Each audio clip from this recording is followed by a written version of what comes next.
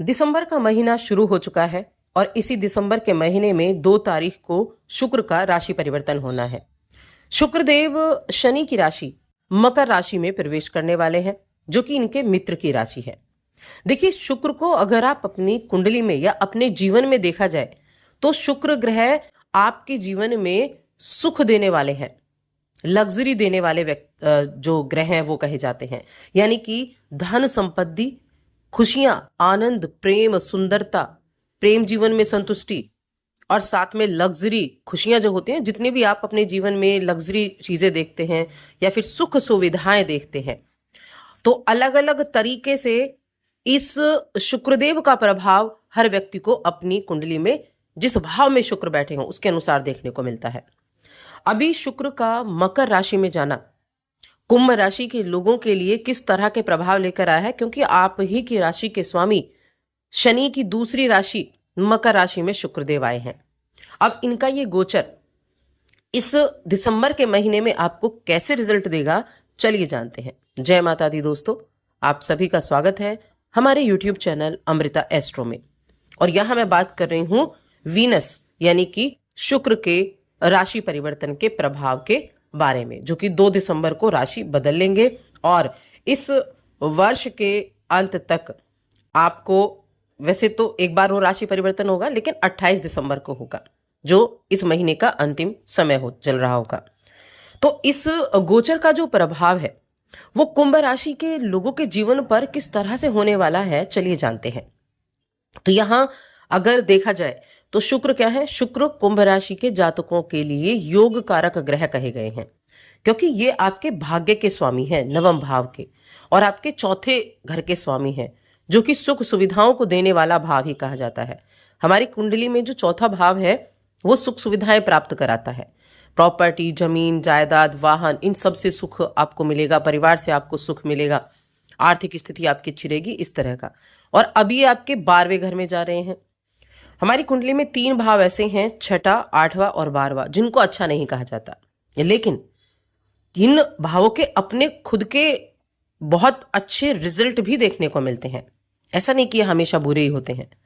अब इनका 12वें घर में बैठना, तो सबसे बड़ी चीज तो ये होगी कि आपके स्थान परिवर्तन का योग यहां बन सकता है, क्योंकि चौथा भाव भी आपके इसमें शामिल हो गया।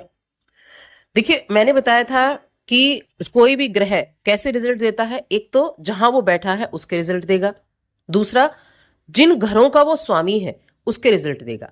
तो आपके कौन कौन से भाव अभी एक्टिव हो जाएंगे, 12वां घर जहां पर वो बैठे हैं, और आपका चौथा और आपका 9वां भाव। तो आपके या तो निवास स्थान में परिवर्तन हो सकता है, या फिर आप अपना घर, यानी अगर आप छोटे घर में रहते हैं तो हो सकता है बड़ा घर खरीदने के बारे में सोच रहे हो, या ऐसा हो सकता है कि आप रेंट के घर में रह रहे हो तो अपने घर के बारे में सोचना शुरू कर दें और वहां आपके लिए स्थितियां बन जाएं। धार्मिक यात्राएं आपकी हो सकती हैं, यात्राओं का भी आपको यहाँ लाभ देखने को मिलेगा। धार्मिक यात्राएं रहेंगी जो आपको अच्छे सुकून की प्राप्ति कराने वाली होंगी। इसके अलावा 12वां भाव जो होता है वो विदेश का भाव होता है। विदेश का भाव भी 12वां भाव कहा जाता है। अब आपको अपने करियर के सिलसिले में विदेश जाने का अवसर मिल सकता है। अगर आपको कुछ दिक्कतें चल रही थी, बाहर आप जाना चाह रहे थे करियर के सिलसिले में या किसी भी तरह से, और वीजा वगैरह की, पीआर वगैरह की आपकी बड़ा प्रॉब्लम चल रही थी, कुछ ना कुछ दिक्कतें चल रही थी कागजी कार्यवाही में, तो वो अब आपकी ठीक हो जाएंगी। ये आपके लिए बड़ा फलदायी साबित होगा। इसके अलावा आप अपने घर को रेनोवेट वगैरह कराने का भी काम कर सकते हैं, जहां खर्चा भी होगा। देखिए, 12वां घर खर्चे का घर भी होता है, व्यय का भाव कहा जाता है। अब व्यय किन चीजों में कर सकते हैं, अपने घर के रेनोवेशन में कर सकते हैं, अपने घर को खरीदने में कर सकते हैं, अब उसको रेनोवेट कराने में, अपने घर को अच्छा करने में, कुछ लग्जरी आइटम खरीदने में। इसके अलावा शुक्र का ये मकर राशि का गोचर आपके अंदर जरूरतमंदों के प्रति दया भाव दिखाने का मौका भी देगा।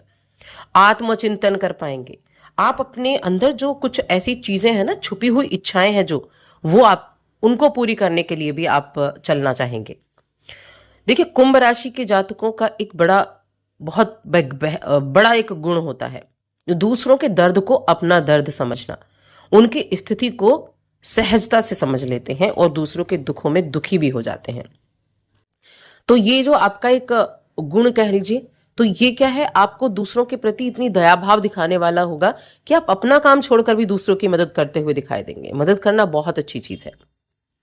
लेकिन आपके खर्चे आपको थोड़ा सा परेशान कर सकते हैं, क्योंकि खर्चे तो देखिए अमूमन खर्चे जो हुए उनको छोड़ दिया जाए तो ऐसी चीजों में आपका खर्चा हो सकता है जैसे विलासिता से जुड़ी हुई खर्चे, कुछ ऐसी चीजों को खरीदने का, ऐसे मनोरंजन की चीजों में पैसा खर्च करने का, जिसकी वजह से थोड़ी सी आपको टेंशन जरूर हो सकती है।